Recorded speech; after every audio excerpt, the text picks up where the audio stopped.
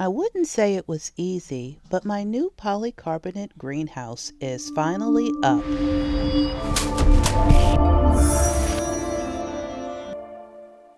Welcome to Crystal's Creations and the story of my polycarbonate greenhouse. We initially thought it would take a day or two to get everything up and in place. Our good friend Danny came by to help us get started. Boy, were we wrong. It took nearly 2 weeks. Just because you're experienced building small things, for instance, a chicken coop or a wood shed, doesn't mean this is going to be your gift.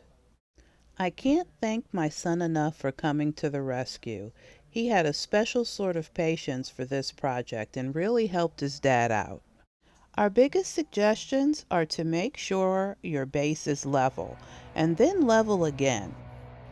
Also, this takes a great deal of patience. Make sure you take your time and follow the instructions closely, and don't feel pressured by the 4-hour time frame they suggest in the directions. I recorded the tour right before a big downpour, but I hope you enjoy the walkthrough. Here we go! It's been in the works for a little while, and there's still some work to do.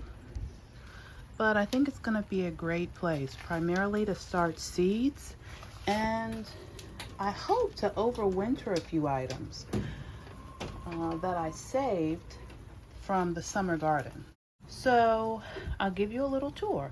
It's small, it's only 10 by 16, and we use mostly materials that we have on hand to finish it out outside of the actual kit. As you walk in, I'll just pan around and give you an overall look at the greenhouse, and then I'll tell you what we did. As you can see walking in, we repurposed some old bricks that we've had around the property for a very long time. And as I mentioned, we're overwintering, and typically I overwinter 2 or 3 peppers in our storage room, but we're going to try and do it here. These actually need water. Just started raining outside, actually, if you hear the raindrops. Here are a couple of strawberries, so we'll see how they do. I realize they have the potential to spread all through this small, about 1 foot bed here on the side. After the brick, we put down some cardboard and weed barrier, and this is just a bag of mulch that we had. Over on this side, same thing, just another pepper, a couple of strawberries, and another bed. I can still see a few blades of grass over there that snuck through on the edges. Keep coming through. These are old boards.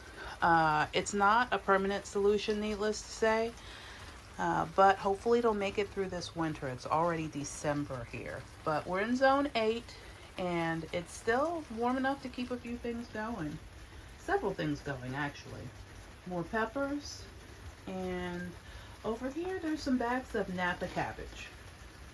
They just got watered, so that's why the ground is wet. This is an old table that used to be in our storage room.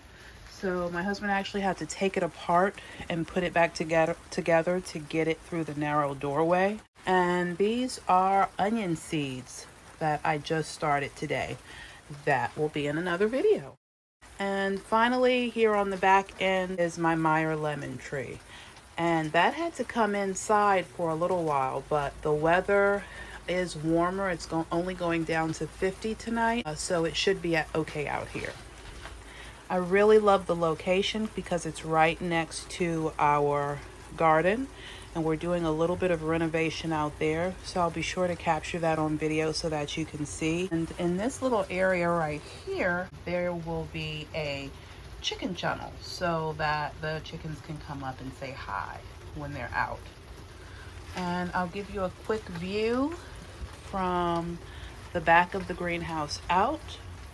And I'll be sure to keep you updated with all of the changes and let you know if a polycarbonate greenhouse works in Zone 8 for overwintering and seed starting.